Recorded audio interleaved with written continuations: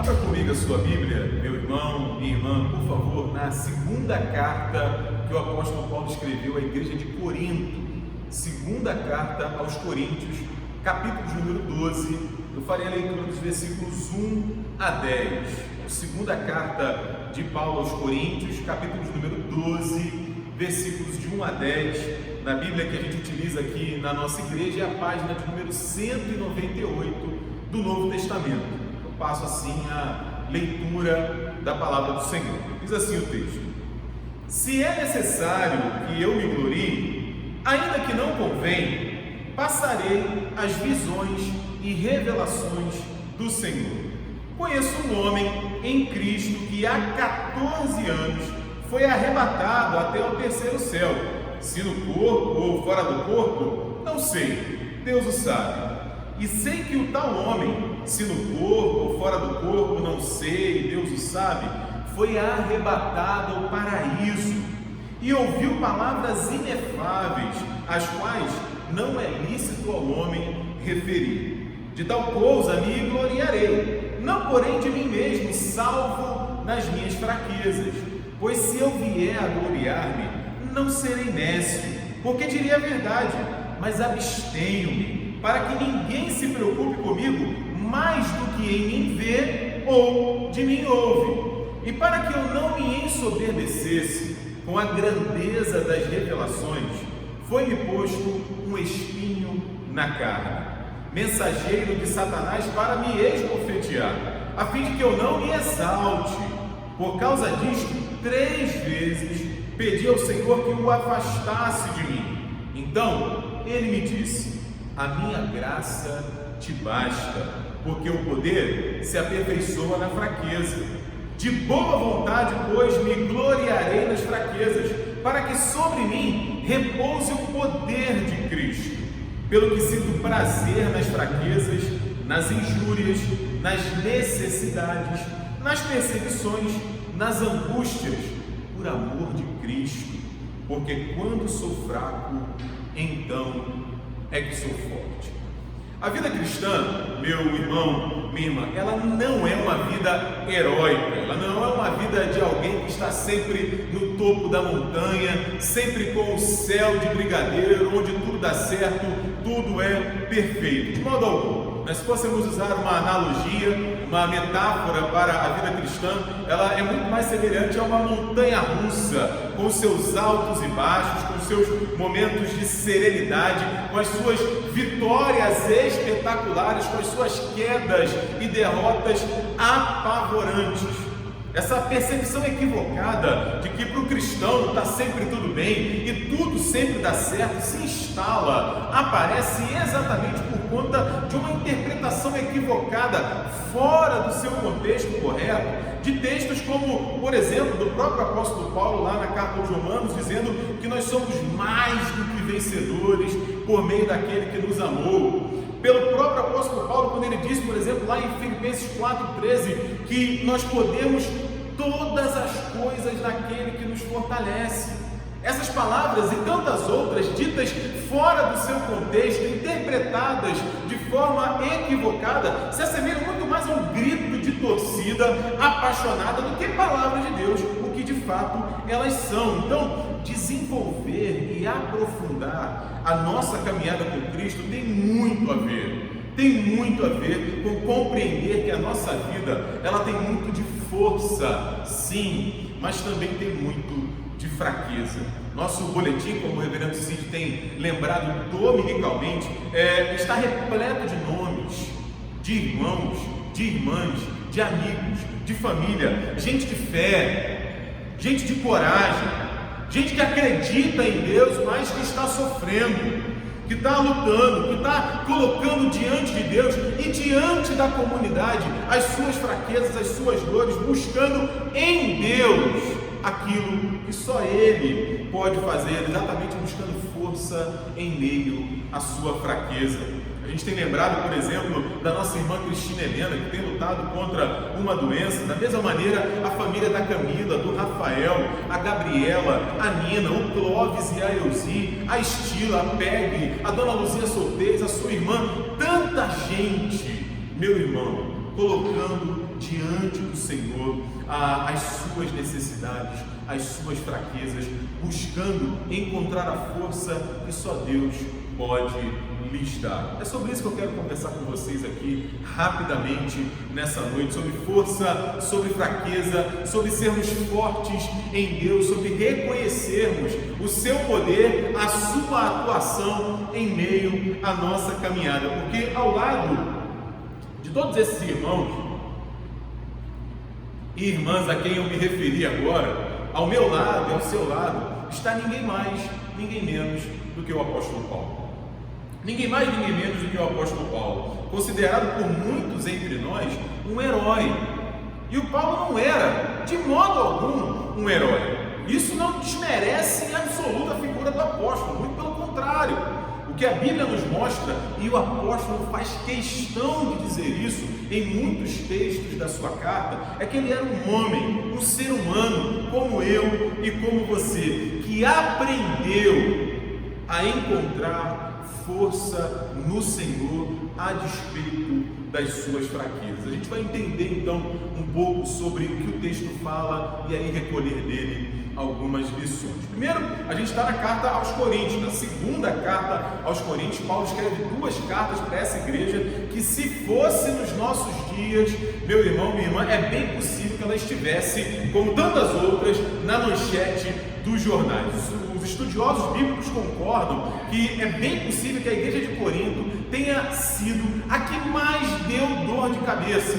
Não a igreja, claro, mas os seus membros, que mais aborreceram, mais trouxeram problemas para o apóstolo Paulo. Nas duas cartas ele escreve porque precisa resolver problemas, resolver questões que vão desde dificuldades familiares até uma celebração errada, equivocada da ceia do Senhor. É por isso que toda vez que a gente celebra a ceia, nós ouvimos as palavras do apóstolo Paulo lá na primeira carta aos Coríntios, no capítulo 11, porque o povo se perdeu no meio da celebração. E aí o lado extraordinário disso é que, a despeito de todas essas lutas e problemas e por que eles aconteceram, Paulo escreve essas duas cartas extraordinárias para a minha vida e para a sua vida, da qual nós podemos recolher tantas lições.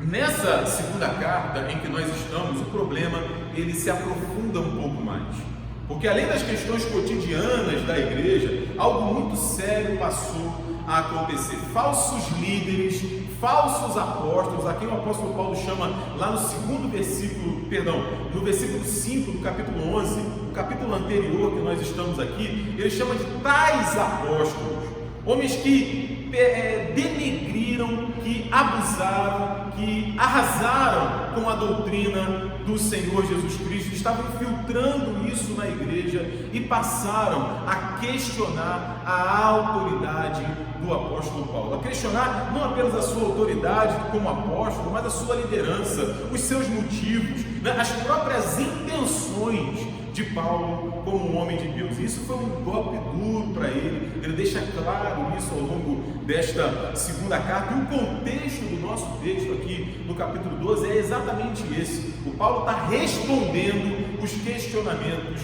dos coríntios a respeito da sua autoridade, E como eu adiantei, o problema aqui é Paulo atacando homens que estavam pervertendo a palavra de Deus. O bispo anglicano, o N.T. Wright, escrevendo sobre isso, comentando esse texto, ele diz o seguinte: outros mestres, falsos mestres, haviam colocado grande ênfase nas experiências espirituais, nas coisas extraordinárias que eles haviam visto nas visões e revelações, nas palavras divinas ou angelicais que eles haviam ouvido. Os crentes comuns ficaram impressionados com isso e passaram como que a dizer: com certeza esses homens devem ser super espirituais para ter tal tipo de experiência. Com certeza essas pessoas devem ter sido elevadas a uma outra condição que pessoas simples como nós não podem alcançar. Então o Paulo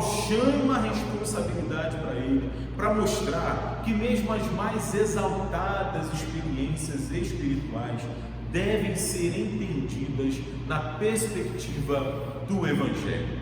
Né? E que perspectiva do Evangelho seria essa? Né? O que ele está dizendo isso? É exatamente a perspectiva do texto. Quando nós somos capazes, como o apóstolo Paulo foi e nos ensina, de reconhecer que a sua força estava exatamente em sua fraqueza, por mais contraditório e paradoxal que pareça, é isso que a gente vai tentar entender aqui. Como é que isso se dá no texto? Como que nós somos capazes de reconhecer a nossa força diante da nossa fraqueza? A gente vai ver isso em 3 perspectivas, em 3 lições, e a primeira é a seguinte: logo no início do versículo 1, nós vemos essa lição. A primeira lição é reconhecer que o testemunho da minha vida e da sua vida, e o que eu estou chamando aqui de testemunho? Estou chamando de testemunho toda a nossa experiência com Deus, toda a nossa sabedoria em Deus, os milagres, curas, respostas de oração, qualquer coisa que Deus tenha feito que tocou a nossa vida e o nosso coração, nosso testemunho de vida com Deus, a nossa história com Deus, deve glorificar a Ele e não a nós mesmos. Deve levar glória a Deus e não a nós mesmos. É por isso que ele começa no versículo 1 falando de gloriar-se, falando de, no português claro, assim, de tirar aquela onda, tirar aquela onda sobre aquilo que ele viveu com Deus, sobre visões, sobre revelações. E meu irmão, minha irmã, se a gente fosse parar aqui para se aprofundar nisso, não ia dar tempo, porque é uma discussão que a gente tem ainda hoje muito a respeito da ação de Deus extraordinária, vamos dizer assim. Não há dúvidas, a gente vê isso ao longo da carta, que aqueles tais apóstolos a quem o Paulo se refere, eles devem ter impressionado os coríntios exatamente com isso, com histórias transcendentes, sobrenaturais, milagres, curas, anjos, um verdadeiro show da fé. E eu peço até perdão pelo trocadilho infame, mas eu acredito que caiba aqui, porque a glória, ao invés de estar sendo direcionada para Deus, ia exatamente para eles, e estavam desviando os coríntios do caminho do Senhor. Então Paulo é forçado, ele fala isso logo no início do versículo 1. Bom, então se é necessário que, se eu tenho que, ainda que de forma velada, veja como ele faz, eu conheço um homem, que aconteceu isso, aconteceu aquilo, e ao longo do texto a gente percebe que ele está falando dele mesmo. Ele começa a falar das suas experiências com Deus, colocando-as, contudo, numa perspectiva correta. E um detalhe aqui impressionante, meu irmão, minha irmã, é que a experiência que ele passa a dividir primeiro com os coríntios, depois comigo e com você, ele fala de arrebatamento ao terceiro céu, ele fala de uma visão do paraíso, de palavras inefáveis, ele fala daquela visão beatífica que, inclusive, ele não poderia nem relatar aos seres humanos, havia ocorrido há 14 anos atrás. Durante 14 anos, tudo indica que o Paulo guardou isso para ele. Ele não ficou, como se costuma dizer hoje de forma jocosa, arrotando as suas vitórias, as suas visões, as suas experiências extraordinárias com Deus. Não, ele aprendeu a dimensionar a ação e a experiência com Deus ao longo da sua vida. O Paulo não traz a última novidade, ele não traz a última visão, o último mistério revelado que revolucionou, não. Ele fala de algo que aconteceu com ele há 14 anos atrás, no início da sua caminhada cristã. Isso demonstra para mim e para você que o Paulo não tem dúvidas. Ele teve experiência, ele sabe que Deus realiza milagres, ele sabe que Deus dá revelação, ele age com poder, ele cura. Há experiências transcendentes, sobrenaturais, espetaculares, que dão para mim e para você ainda hoje um vislumbre do céu, uma ideia do que é estar eternamente com Cristo. Ele sabe disso, mas ele aprendeu também que isso não torna ele de forma alguma alguém especial, alguém privilegiado, alguém que pode olhar para os outros de cima para baixo, um herói. Ele sabe que não é assim. Isso, refletindo sobre isso, me fez lembrar do Ícaro, aquela personagem famosa da mitologia grega, que exatamente por voar alto demais, além do que deveria, se esqueceu que as suas asas eram coladas com cera. Português mais claro ainda: se achar, meu irmão, minha irmã, essa Coca-Cola toda, se achar o último biscoito do pacote, não tem a ver em absoluto com o Evangelho do nosso Senhor e Salvador Jesus Cristo pregado pelo apóstolo Paulo. Por isso que ele diz: olha, ainda que eu fosse me gloriar dessas coisas, eu não seria nécio, eu não seria tolo, porque elas são verdade, elas aconteceram, mas eu prefiro me gloriar nas minhas fraquezas, diz o versículo 5. Ele diz: eu entendi que muito mais importante do que relatar estas experiências é falar de Cristo, é falar do seu amor, é permitir que as pessoas vejam na minha vida, conforme o versículo 6, naquilo que eu falo, na maneira como eu ajo, na maneira como eu interajo, a glória do Senhor sobre mim. Então, uma lição prática que a gente tira aqui é exatamente essa: que a gente aprende a reconhecer a nossa força exatamente a partir das nossas fraquezas, quando a gente assume que o testemunho da nossa vida, se a gente teve uma resposta de oração extraordinária, uma experiência profunda com Deus, se a gente tem amealhado conhecimento do Senhor ao longo da nossa história, tudo isso deve redundar na glória de Deus, e não na minha glória ou na sua glória pessoal. Mas o texto não para aí. O texto não para aí. A partir do versículo 7 a gente vê esse relato do apóstolo Paulo, que para mim particularmente é um dos mais impressionantes do texto bíblico. A gente já falou muito sobre isso, já estudou muito sobre isso, já leu muito sobre isso, mas ainda continua no nosso imaginário. Desse versículo 7 até o versículo 10, o Paulo dá para a gente uma aula magnífica, uma aula soberba, exatamente sobre isso que a gente está falando. Como é que a gente entende essa relação estranha, aparentemente, entre força e fraqueza na nossa vida? E aí eu me lembrei de uma história que eu ouvi em algum momento no passado, e que inclusive o nosso diácono Nelson de Paula, que é professor de história, conta sobre essa história no seu blog. Se quiser saber mais, acessa lá, procura, dá um Google lá, Nelson de Paula, historiador, imperadores e generais romanos. Diz a história que os imperadores, os generais romanos, quando voltavam das suas batalhas vitoriosas, eles desfilavam no triunfo. Eles adentravam Roma sendo aplaudidos, sendo adorados, glorificados, exaltados por aquelas vitórias retumbantes. E aí diz a história que tinha um escravo que de tempos em tempos, de momentos em momentos, durante aquele desfile, ele tinha uma tarefa. Ele deveria ir até o ouvido do general, até o ouvido do imperador romano e sussurrar a seguinte expressão, eu não falo latim, mas eu acho que é isso, memento mori. Memento mori. O que é isso? Lembra-te que és mortal. Lembra-te que és mortal. A lição de moral aí é impactante para a gente. A ideia é que, assim, por mais importante que a gente seja, por mais honrado, por mais capacitado, por mais que preparado que nós sejamos, nós ainda somos meros mortais. Como se costuma dizer aí, quanto maior a altura, maior a queda.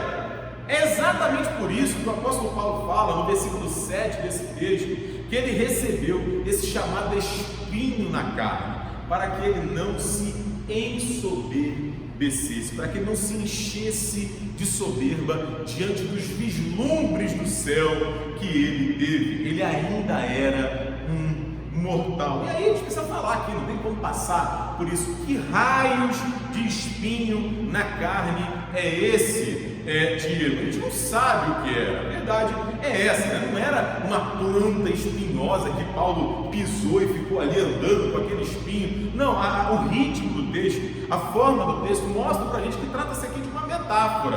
O Paulo está falando, e as especulações sobre isso são intermináveis.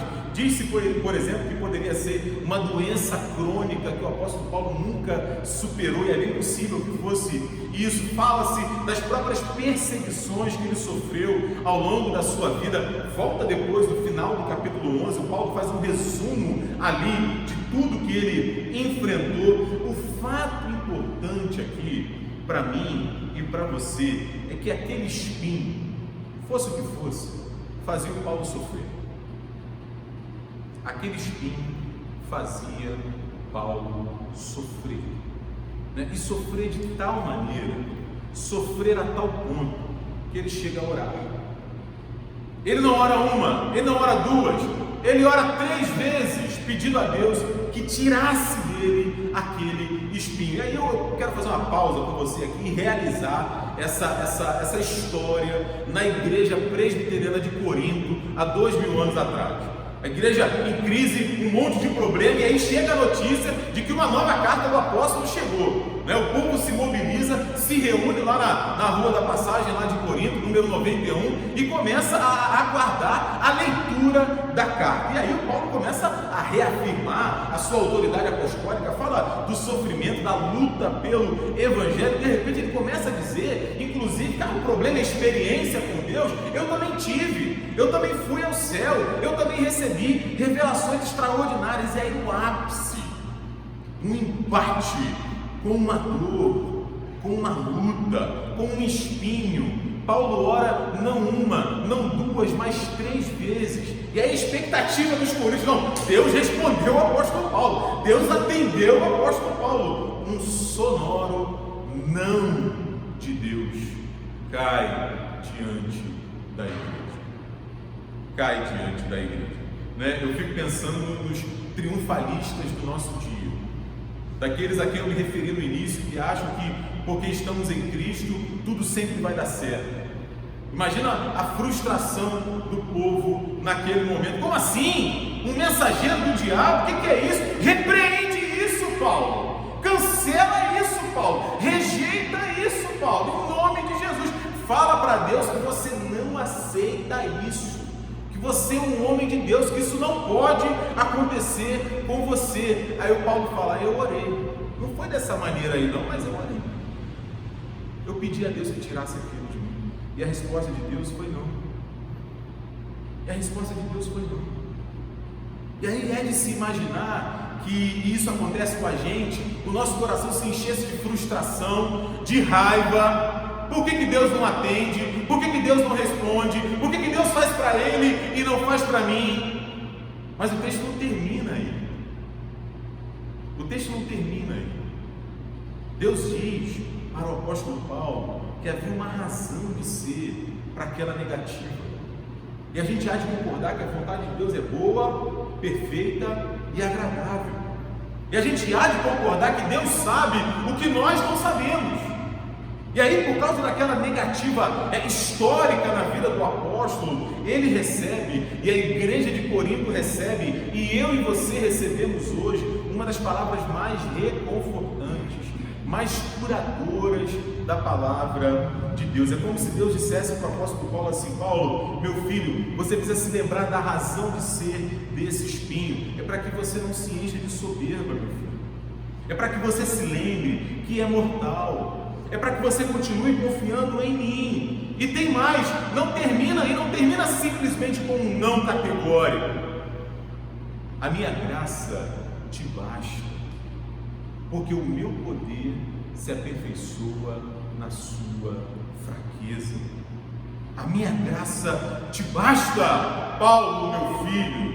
E a lição prática que a gente recolhe aqui é que o espinho que o Paulo recebeu na sua vida ensinou a ele um caminho de confiança em Deus e não em si mesmo, um caminho de dar glória para Deus a despeito das experiências mais extraordinárias que ele teve.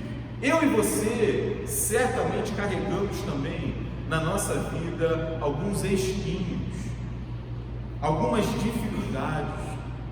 E aí, o que nós temos aprendido?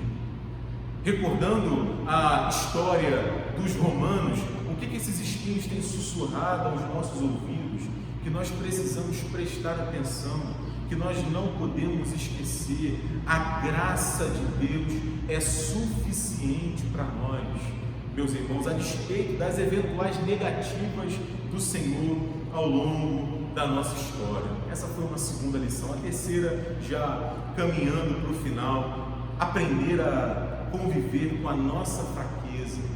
E o poder de Deus na nossa vida tem a ver com desfrutar, com sentir, com viver com intensidade o amor de Cristo. Tem a ver com desfrutar, com viver com intensidade o amor de Cristo por nós. É exatamente o que a gente vê no final da perícope que nós lemos, os versículos 9 e 10, porque, como eu disse, quando Paulo ouve por 3 vezes esse não de Deus, muito duro para ele, porque ele ora pedindo que Deus o livrasse de algo que o fazia sofrer muito, Deus continua falando. E o apóstolo Paulo aprende e vai aprendendo e nos ensina que a sua fraqueza, ou na sua fraqueza, o poder de Deus é aperfeiçoado. Ou seja, na sua fraqueza, o poder de Deus se torna perfeito. Por conta disso, ele chega a dizer, por conta do amor de Cristo, por causa dessas palavras, eu sou capaz até mesmo de me regozijar, de me gloriar, de me alegrar, de sentir prazer nas fraquezas, nas injúrias, nos insultos, nas minhas necessidades, nas perseguições que eu sofro, até mesmo nas minhas angústias. Não porque o Paulo seja um masoquista, alguém que tem algum tipo de prazer no sofrimento, é claro que não. É porque o Paulo está aprendendo que quando ele é fraco, é que ele é forte. E aqui é muito interessante, o apóstolo Paulo, assim como os autores bíblicos, eles enviam para nós a mensagem de Deus, não apenas com profundidade e com verdade, mas também com beleza.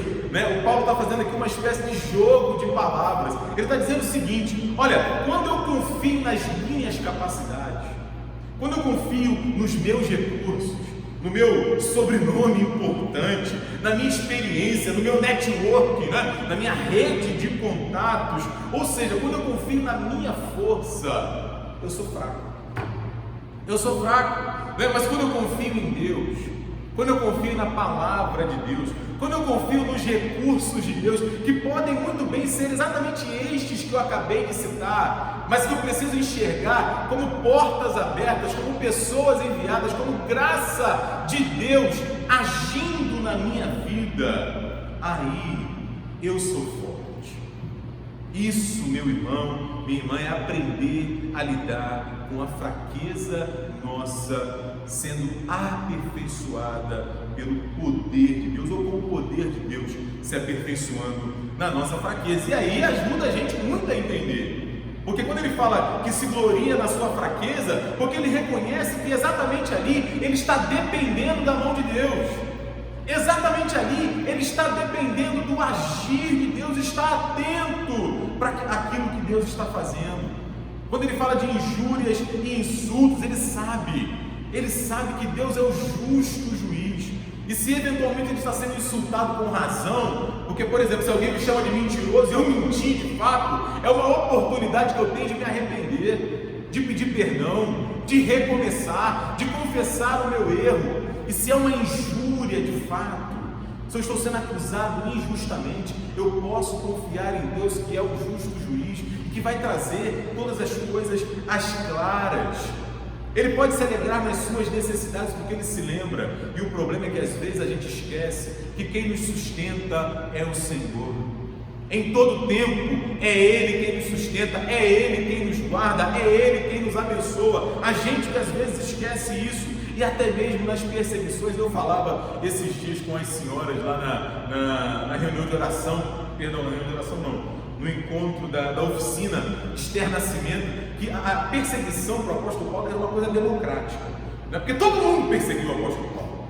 O apóstolo Paulo foi perseguido por romano, foi perseguido por hebreu, foi perseguido por novo cristão, pagão, grego. A igreja de Corinto estava perseguindo o apóstolo Paulo, todo mundo estava perseguindo ele, e ele permaneceu firme diante do Senhor, inclusive nas suas angústias. inclusive nas suas angústias, porque todos nós, meus irmãos, minhas irmãs, temos os nossos tempos de angústia, os nossos tempos de enfrentar a dificuldade, a luta, a crise, o medo. E o apóstolo Paulo percebeu uma vez mais, através dessas palavras, que mesmo em meio à angústia, mesmo em meio à dor, Deus não estava ausente. A vida cristã, meu irmão, minha irmã, ela de modo algum é feita de heróis invencíveis. Não, ela não é. Ela é feita para gente como eu e você, de carne e osso e espinhos. Carne e osso e espinhos. Gente que tem aprendido que não se basta, que não é autossuficiente, que não dá conta, que é forte em Deus, mas que é fraca em si mesma, que sabe que Deus cura, sabe que Deus faz milagres, sabe que Deus é capaz de realizar feitos sobrenaturais, extraordinários, e tudo isso para a glória dele, e não para a minha glória. Mas sabe também que esse mesmo Deus, às vezes, responde não às nossas orações, porque Ele sabe o que nós não sabemos, porque a vontade dele é boa, perfeita e agradável, porque Ele tem um plano que é maior do que o nosso. Ele mesmo diz que os pensamentos dele são mais altos do que os nossos, mas Ele diz nesse mesmo versículo que os pensamentos dele são de paz e não de mal, para assim nos dar o fim que a gente deseja. Ele sabe o que é melhor para nós, e essas lições aqui então ajudaram o apóstolo Paulo, ajudaram a igreja de Corinto, e hoje me ajudam e te ajudam a entender que apesar do não de Deus, apesar dos espinhos na nossa vida, como Paulo teve que enfrentar, a graça de Deus nos é suficiente, e o poder dele é aperfeiçoado na minha e na sua fraqueza. Deus te abençoe, meu irmão, minha irmã, e aplique essa palavra ao nosso coração. Amém.